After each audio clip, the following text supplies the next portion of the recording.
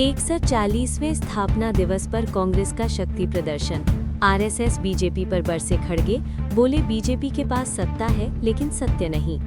कांग्रेस सांसद मणिक टैगोर का विवादित बयान, आतंकी संगठन अलकायदा से की आरएसएस की तुलना, बीजेपी बोली कांग्रेस को पाकिस्तान का समर्थन। हुमायूं कबीर के बेटे गुलाम नबी आजाद को हिरासत में लिया गया, पुलिस पर हमले का आरोप। हुमायूं बोले मेरे परिवार को कुछ हुआ तो करेंगे आंदोलन। अरावली खनन मामले पर सुप्रीम कोर्ट ने लिया स्वतः संज्ञान, कल चीफ जस्टिस सूर्यकांत की अध्यक्षता वाली 3 जजों की बेंच करेगी सुनवाई। अरावली मामले पर कांग्रेस ने मोदी सरकार को घेरा, पर्यावरण मंत्री भूपेंद्र यादव का इस्तीफा मांगा। पीएम मोदी के मन की बात कार्यक्रम का 129वां एपिसोड रेडियो पर प्रसारित। साल के आखिरी एपिसोड में पीएम ने 2025 की उपलब्धियां गिनाई। पीएम बोले 2025 में भारत ने हर क्षेत्र में नई छाप छोड़ी। ऑपरेशन देवी शक्ति की दुनिया भर में चर्चा हुई, आज का भारत अब अपनी सुरक्षा से समझौता नहीं करता। मन की बात कार्यक्रम में मोदी बोले आज दुनिया भारत को उम्मीद से देख रही है, देश नए संकल्प के साथ नए साल में बढ़ने को तैयार। स्वामी विवेकानंद की जयंती पर यंग लीडर डायलॉग का होगा आयोजन, मन की बात कार्यक्रम में पीएम ने किया ऐलान।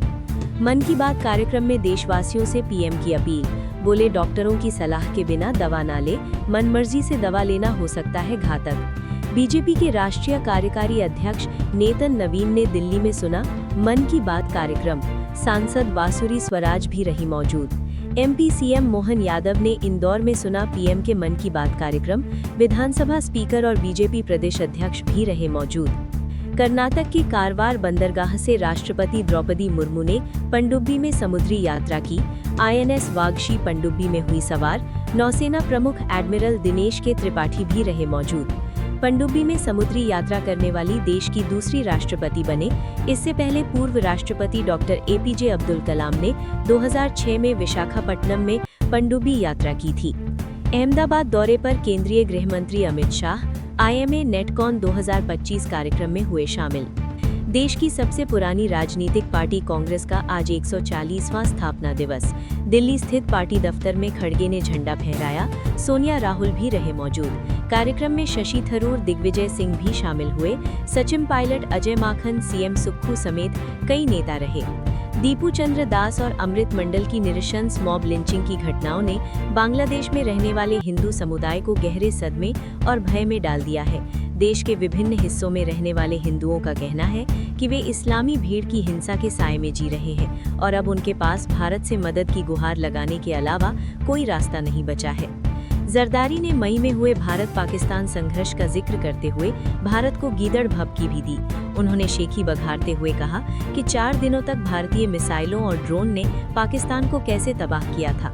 इस दौरान पाकिस्तान के 11 एयरबेस तबाह हुए, कम से कम 5 लड़ाकू विमान नष्ट हुए और 100 से अधिक पाकिस्तानी सैनिकों की भी मौत हुई थी। पिछले 5 सालों में भारत की आर्थिक तरक्की सिर्फ कुछ चुनिंदा राज्यों तक ही सीमित नहीं रही है, अलबत्ता कई राज्यों ने जबरदस्त ग्रोथ दिखाई है। भारतीय रिजर्व बैंक आरबीआई के आंकड़े बताते हैं सबसे तेजी से बढ़ने वाले राज्यों में असम सबसे आगे रहा, जिसने 45% की ग्रोथ हासिल की। दूसरे नंबर पर तमिलनाडु रहा, इसने 39% की ग्रोथ दर्ज की। तमिलनाडु का जीएसडीपी 12.4 लाख करोड़ रुपए से बढ़कर 17.3 लाख करोड़ रुपए हो गया। कर्नाटक ने 36% की ग्रोथ हासिल की। चौथे पायदान पर योगी का राज्य उत्तर प्रदेश ने 5 सालों में 35% की ग्रोथ दर्ज की। राजस्थान 34% की ग्रोथ के साथ इसके पीछे रहा। राज्य मशहूर फिल्म स्टार और भारतीय जनता पार्टी के नेता मिथुन चक्रवर्ती ने कहा है कि बंगाल में कुछ जगहों पर हिंदू ब्राह्मणों को खदेड़ा जा रहा है। ये बंगाल हम लोगों का है, हमारे पास जाने के लिए दूसरा देश नहीं है। बांग्लादेश के लोगों के लिए कई देश हैं, हमें हिंदुओं को यहीं रहना है। इसलिए एक छतरी के नीचे आकर भाजपा को वोट करें। भाजपा ही एकमात्र पार्टी है जो सत्ता में आने के बाद आपकी रक्षा कर सकेगी। ब्रिटेन में खालिस्तानी हदें पार करते हुए बांग्लादेश में अल्पसंख्यकों पर अत्याचार के समर्थन में उतर आए हैं। शनिवार को लंदन में बांग्लादेश दूतावास के बाहर भारतीय हिंदू जमा हुए थे। इसी दौरान खालिस्तानी पहुंच गए और बांग्लादेश के समर्थन में नारेबाजी शुरू कर दी। इससे कुछ देर के लिए तनातनी की स्थिति पैदा हो गई। हालांकि बताया गया है कि प्रदर्शन में खालिस्तानी संख्या में कम थे, लेकिन वो तैयारी से आए थे और झंडे बैनर लिए हुए थे। कांग्रेस के सीनियर नेता और राज्यसभा सांसद दिग्विजय सिंह एक बार फिर राजनीतिक रूप से विवादों में घिर गए हैं। इस बार वरिष्ठ नेता ने बीजेपी और आरएसएस की सार्वजनिक तारीफ की है। दिग्विजय सिंह ने कहा कि मैं संगठन का समर्थन करता हूं। उन्होंने कहा कि मैं आरएसएस और मोदी के खिलाफ हूं। कांग्रेस नेता ने कहा कि आप लोगों ने मेरी बात को गलत समझा, मैंने संगठन की तारीफ की है। उन्होंने कहा कि मैं आरएसएस और मोदी का कट्टर विरोधी था, हूं और रहूंगा। क्या संगठन को मजबूत करना और उसकी तारीफ करना बुरी बात है? पश्चिम बंगाल में आगामी विधानसभा चुनाव को लेकर राजनीतिक बयानबाजी तेज है। इस बीच टीएमसी से निष्कासित और भरतपुर से विधायक हुमायूं कबीर ने अपनी नवगठित जनता उन्नयन पार्टी के बैनर के तहत 182 सीटों पर चुनाव लड़ने का ऐलान किया है। कोर्ट ने मस्जिद को दूसरी जगह बनाने के लिए 5 एकड़ जमीन भी दे दी है, लेकिन वहां पर मुसलमानों की ज्यादा आबादी नहीं है, इसलिए वहां पर मस्जिद नहीं बन पाई है। पश्चिम बंगाल में 37%, जबकि मुर्शिदाबाद में 72% आबादी है। ऐसे में यहाँ पर बाबरी मस्जिद बनने से किसी को क्या तकलीफ होनी चाहिए? मैं सिर्फ इतना कहना चाहूँगा कि मस्जिद बनाना मेरा हक है। अपने बच्चे का कोई क्या नाम रखे, उससे दूसरे को क्या तकलीफ होनी चाहिए? कुछ लोग भड़काने की कोशिश कर रहे हैं, लेकिन ये भड़काने वाली कोई चीज नहीं है। किसी को डराना नहीं चाहिए, मैं भी इससे डरने वाला नहीं हूँ। देश के कई राज्यों में पड़ोसी मुल्क के खिलाफ विरोध प्रदर्शन किए जा रहे हैं। इस बीच AIMIM प्रमुख और हैदराबाद के सांसद असदुद्दीन ओवैसी का बयान सामने आया है।